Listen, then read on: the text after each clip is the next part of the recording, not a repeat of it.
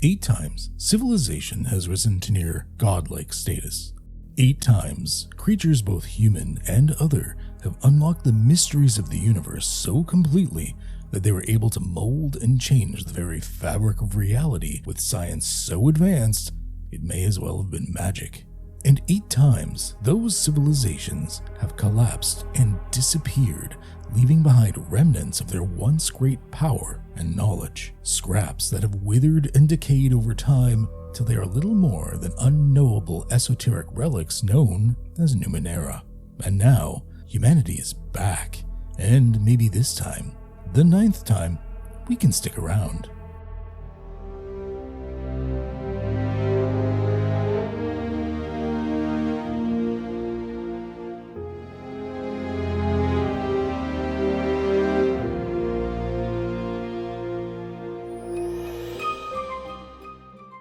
Before we get into it, please don't forget to like and subscribe to this channel. Many more videos like this are in the works, and you won't want to miss out. Also, I, Qedhup, would appreciate you checking out my links below, including my videos and live streams. And if you have a couple of bucks to spare for this Canuck for some brewskis at my Ko-fi link, I'd greatly appreciate it. I'm saving up for some new equipment to do bigger and better stuff, and would appreciate the help. Now, back to it. This is Earth, but not the Earth that you know. Earth 1 billion years in the future. An Earth that has seen monumental changes. Just think about what Earth was like 1 billion years in the past from now. The land masses were less and in remarkably different shapes, not to mention barren and completely lifeless. In the ocean, life was still little more than sparse colonies of single-celled organisms. The atmosphere was a choking, toxic mess that would kill you or I within moments.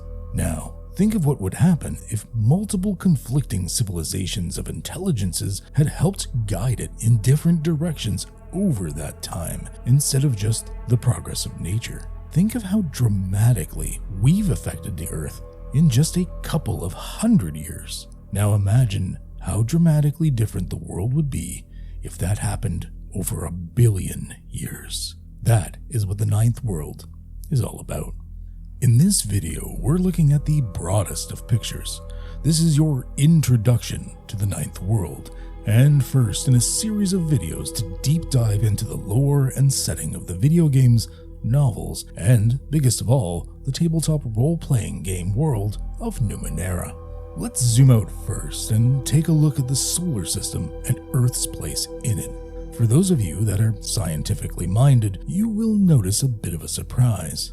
Our star, the Sun, aka Sol, is still a comfortable yellow star, despite the fact that it should have started its process of blasting and consuming all of the inner planets like a hungry monster of death and doom. But it's still a happy little yellow star, providing warmth and energy, just like how you or I would recognize it today. How has this happened? Well, like many mysteries in the 9th world, its answer may be something you never know, but that doesn't mean it's unknowable, only that maybe it'll take some brave adventurers in a very particular story to find them out.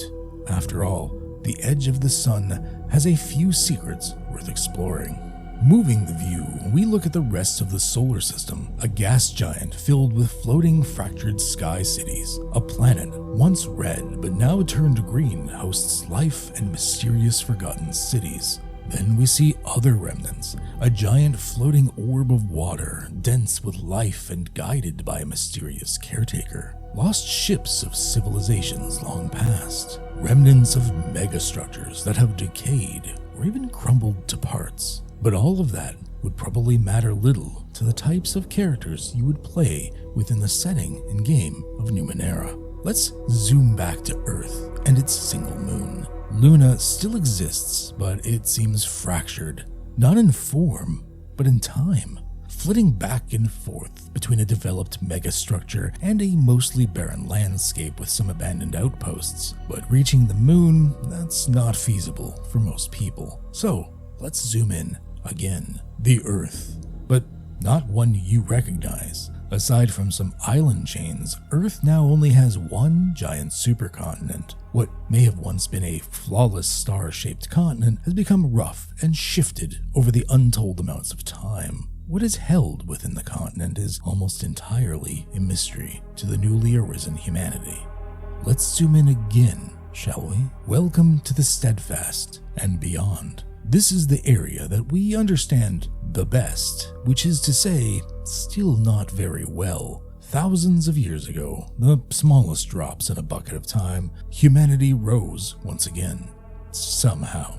From primitive barbarism, we rediscovered agriculture, cities, society, and civilization. But this time it was very different, because humanity stood upon 1 billion years of ancient past. Humanity trod upon a world that has been mined out, rebuilt, and shaped beyond anything even approaching a natural world. Trinkets that may have been parts of great machines litter the dirt as ciphers or curiosities. Great artifacts of power can be utilized for awe-inspiring feats, even if it may not be what the device's original purpose could have been. Massive machines and structures lay buried and forgotten beneath our very feet, waiting to be explored, and that is to say nothing of other dimensions, realms, times, digital universes, and so much more that bleed into the very fabric of reality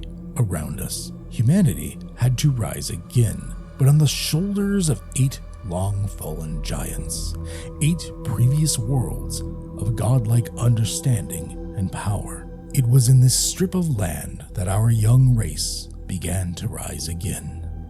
Our civilization is something you would almost want to call medieval, with peasants tilling the dirt while kings and queens rule from their castles. But medieval it is not, for that peasant may bring their crops in with a million-year-old robotic drone, and those kings and queens may rule from floating superstructures or fractured microdimensions. This is a time when explorers may have part of their body replaced with mythic alien technology in a cult-like superstitious ritual, or a shady merchant tricks peasants with magic by manipulating the nanites that hover in the air to do mysterious effects.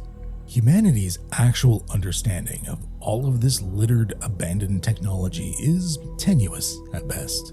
The most knowledgeable of us know how to operate some of it, and maybe even kit bash a few pieces together. But we don't really know how any of it actually works. Our actual knowledge of technology has stagnated because we have all these useful bits from long-lost civilizations.